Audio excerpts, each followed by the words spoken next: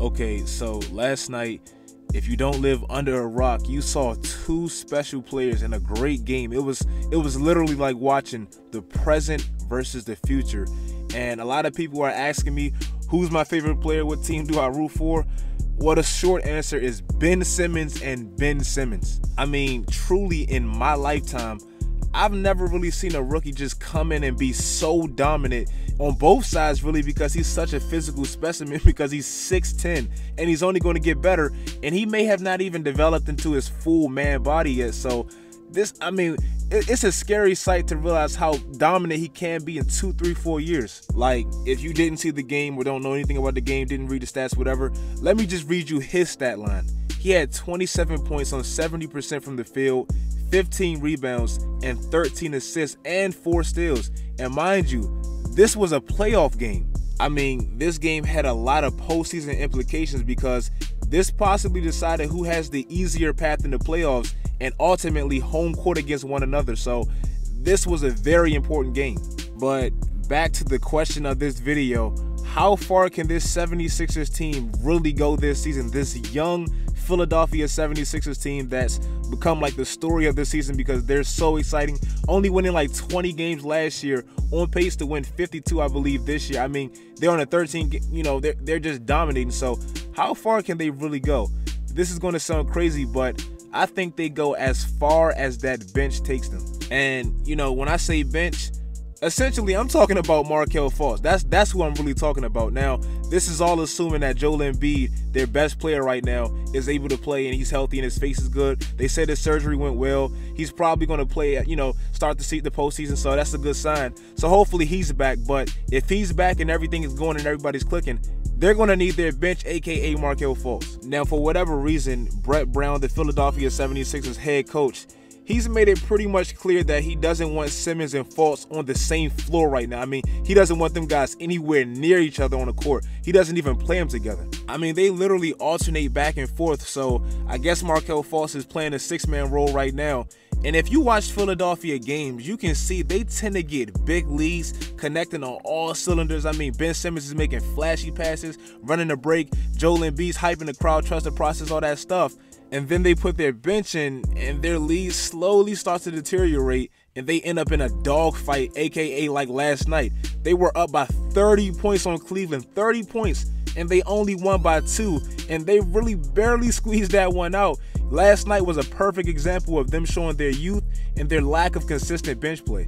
And even the stats showed that they're only putting up about 17 bench points a night, which ranks 23rd with the lower portion of the NBA. And in the playoffs, the game tends to slow down and get a lot more tight. So Markelle, his playmaking ability will be very vital for them to make really any real noise in the postseason. The 76ers, they typically play at a fast-paced type of game, fast break, Ben Simmons running the break, all that stuff. And the stats even showed, I think they play at about like the 4th fastest pace in the league. And as good as Ben Simmons is, and he's extremely good, especially for really as a player, period. I mean, he's just amazing. As good as he is, he still has 0 perimeter games, so he relies heavily on his shooters like J.J. Redick and Marco Bellinelli. If you watched last night's game, you even saw it, like J.J. Redick was taking really shots that we never seen him taking. In L.A., Marco Bellinelli, he's turned into Klay Thompson, I guess, for that team. So, they rely heavily on shooters. And, against a guy like LeBron in the playoffs, or even someone like Toronto, teams like that who have players that can really consistently get their bucket on their own, Ben Simmons can too, but he kind of has to bully his way into, play bully ball because he has no perimeter game. But against teams like that, you're going to need playmakers that can actually create for themselves and get buckets by themselves, like Markelle, because the long ball, they tend to be less effective in the playoffs. So as unfair as it is, when Ben Simmons and Joel Embiid comes out the game, and Joel Embiid, hopefully he can still play heavy minutes. There's no back-to-back, so hopefully he can come back and be the same Joel Embiid that he's been, because he's been tremendous, averaging like 23 and 11. So as unfair as it is, they're really going to need Markelle's playmaking ability and what he can bring to the table. You drafted this guy 1st overall, and don't forget, they traded up to get this guy, so don't trade up for him and really make him, you know, a bench. You have to use him. You have to use him. If he's really what you traded up for, you have to use his abilities. I mean, yeah, I get that he had like a 4 or 5 month period where he couldn't shoot. He had shoulder problems, whatever that was, you know, whatever. But if you cleared him to play and he's ready and he's playing, you kind of have to get him on the court and use him.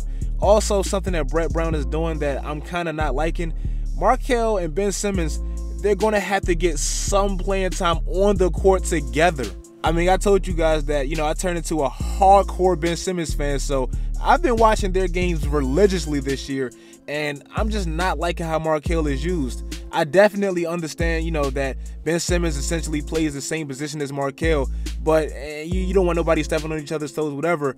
But if you drafted this guy first overall, and, you know, he's supposed to be your future, a big three with Simmons and Embiid, you have to develop some type of chemistry at some point. I mean, you know, like I said, I know people are going to say Markelle is just coming back and, you know, he has to do his thing on the bench, whatever. But I just think at some point, even when they're blowing a team out, whatever, I just want to see them on the court together. They took a picture together, you know, at media day as if they're going to be some type of big three. And I know Markelle just came back, but Markelle is back right now. So get them on the court together at some point. I thought when Embiid went out, this was the perfect opportunity to, you know, to develop some type of chemistry with Markelle and Ben Simmons. But obviously, you know, me and Brett Brown, we're not seeing eye to eye with that. But to answer my question of this video, I think they go as far as Markelle's bench production takes them, because shooting and stuff is cute, and all that long ball shooting with all those shooters they got, Covington, Redick, Marco Bellinelli and all, but when they start missing the rim and they start missing and all that stuff, eventually you're going to need your playmakers to, you know, to put their heads down and basically go to work and just make plays for themselves, because that's ultimately what the postseason is about.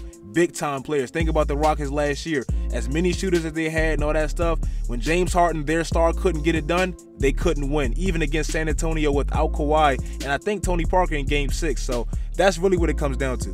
But that's the video, guys. I hope you guys enjoy. Make sure you follow me on my social medias. Follow my Instagram, my Twitter, my Snapchat. I am back on those, active, tweeting, playoffs, all the stuff, so to get my live reactions. If you even care about that stuff, make sure you follow me on all my stuff. DM me, because some people are giving me ideas and all that stuff for the playoffs. I enjoyed all that stuff. Should I make a video talking about my award winners? Because some people asked me to do that, and I was thinking, I did it last year. Should I do it? If you want to see that, make sure you guys comment that. Follow me on all my social media sites, like I said. Do all that great stuff. And until next time, guys, stay tuned. I've been on the road, I'm about to roll out. Do you want to roll?